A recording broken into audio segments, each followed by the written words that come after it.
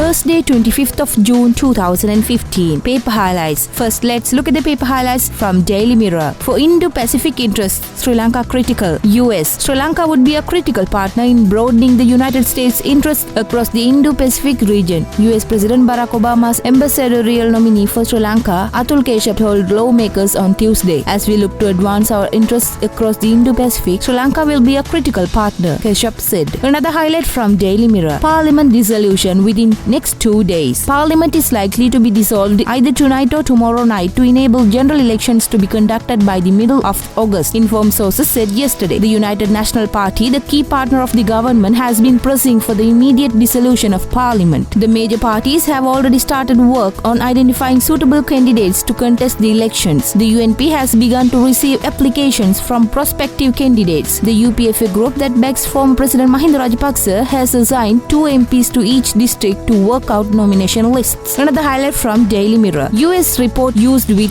ulterior motives. Ruwan. State Minister of Defense Ruwan Wijewardena said that statements portraying danger to national security, citing a recent report by the US State Department, were baseless and made by persons with ulterior political motives. In a release issued to the media, Wijewardena said that elements were using a report of the United States State Department as a base for such false notions. Another highlight from Daily Mirror. SC allows petition against FCID. The Supreme Court yesterday granted permission to proceed with the fundamental rights violation petition filed by former Economic Development Minister Basil Rajapaksa and 3 others against the Financial Crimes Investigation Division. In his petition, Basil Rajapaksa cited 45 persons, including the members of the Cabinet of Ministers, IGP N.K. Langakoon and Attorney General as the respondents. Another highlight from Daily Mirror. Mangala. Diaspora would denounce secession. Several sections of the Tamil diaspora would make a public declaration shortly denouncing separatism and call for united and undivided Sri Lanka. Minister of Foreign Affairs Mangala Samaraweera informed Parliament yesterday. Another highlight from Daily Mirror. SLMC now worse off than before. Rauf. Sri Lanka Muslim Congress leader Rauf Hakim, in an emotional speech, said in Parliament yesterday that his party had been placed in a worse predicament after it tried to unseat former President Mahinda Rajapaksa. More highlights from Daily Mirror. SB's reading of future of MR. If the SLFP faction led by former President Mahinda Rajapaksa unites with the main SLFP headed by President Maithripala Sirisena, it would be a boost for the UPFA to win the upcoming parliamentary polls. But if Mr. Rajapaksa contests the election as the prime ministerial candidate, it would be a disaster and no one could prevent a victory for the UNP, Rural Economic Affairs Minister SB Dissanayaka said. Another highlight from Daily Mirror. Anyone can go to court. Minister Mangala Samaraweera yesterday said he welcomed any party to institute legal action against the Diaspora Festival being planned by his ministry to be held by the end of the year. Now let's see the paper highlights from Ceylon today. Hakim confesses, regrets sending MR home. Minister of Urban Development Rauf Hakim yesterday told Parliament, in our haste to get rid of President Mahinda Rajapaksa, we may have got ourselves into a bigger muddle. Minister Hakim, while speaking during the adjournment debate on electoral reforms, hit out at his cabinet colleagues for preventing him from speaking on electoral reforms at the cabinet. He alleged that those with presidential aspirations were behind the move to block him. The minister, who is also the leader of the Sri Lanka Muslim Congress, said that the manner in which the 20th Amendment to the Constitution was gazetted was also flawed. Another highlight from Ceylon today. FCID's legality questioned. Supreme Court yesterday granted leave to proceed with 3 fundamental right petitions filed by former Minister Basil Rajapaksa and 2 others who challenged the legality of Financial Crimes Investigation Division. The bench comprised of Chief Justice K. Sripavan and Justices Priyasat Dep and Rohini Marasinghe, who came to this conclusion after hearing the counsel of both parties. Former Secretary of Economic Development Ministry Dr. Nihal Jayatilaka, former Director General of Divi Naguma Fund R.R.K. Ranawaka, the other 2 petitioners. More highlights from Ceylon today. Sobhita Thera tells President dissolve Parliament. Convener of the National Movement for Social Justice, Chief Incumbent of the Nagaviharaya Kote, Venerable Madhuluvavi Sobhita Thera and others met President Maithripala Sirisena yesterday and requested him to dissolve Parliament immediately. Government sources told Ceylon Today. Another highlight from Ceylon Today. COPE report on TB issue. The interim report of the Committee on Public Enterprises on the controversial Treasury bond issue is due to be presented in Parliament today, claimed UPFA parliamentarians yesterday. Another highlight from Ceylon Today. 9 new envoys named. 2 retired army personnel, Major General Jagat Jayasuriya, General HMD Ratnayaka are among the 9 new envoys appointed by the Ministry of Foreign Affairs to assume duties in Sri Lanka's foreign missions. More highlights from Ceylon Today. Governor's currency notes, CB defends validity. The Central Bank of Sri Lanka, in a statement released yesterday, said it wishes to inform the general public of the position on the validity of the appointment of the present governor, the validity of the currency notes issued by the bank on 2015, February 4th, in view of frivolous allegations appearing in certain media. Another highlight from Ceylon Today. 23 school children contract HIV/AIDS this year. Director of National STD/AIDS Control Program Sri Lanka, consultant Dr. Sisira Liyanage, said that during the first 6 months of this year, 23 school children have been infected with HIV/AIDS due to having unprotected sex. He said that during the past 6 months, 9 lakh persons in the island have been subjected to medical tests to find out whether they were infected with the virus. Dr. Liyanage, who said that there is a severe risk of the youth between the ages of 15 and 25 years contracting the virus, he emphasized the fact that this situation has to be controlled immediately. Now let's move to the paper highlights from Daily News. Hakim drops a bombshell. Kitchen cabinet running country. Group led by a minister aspiring to be president. Urban Development Minister Rauf Hakim yesterday said in Parliament that there was a dictatorship of a small group within the cabinet of ministers that prevails against minor and minority parties. Participating in a debate on electoral reforms taken at the time of adjournment of the House, the minister said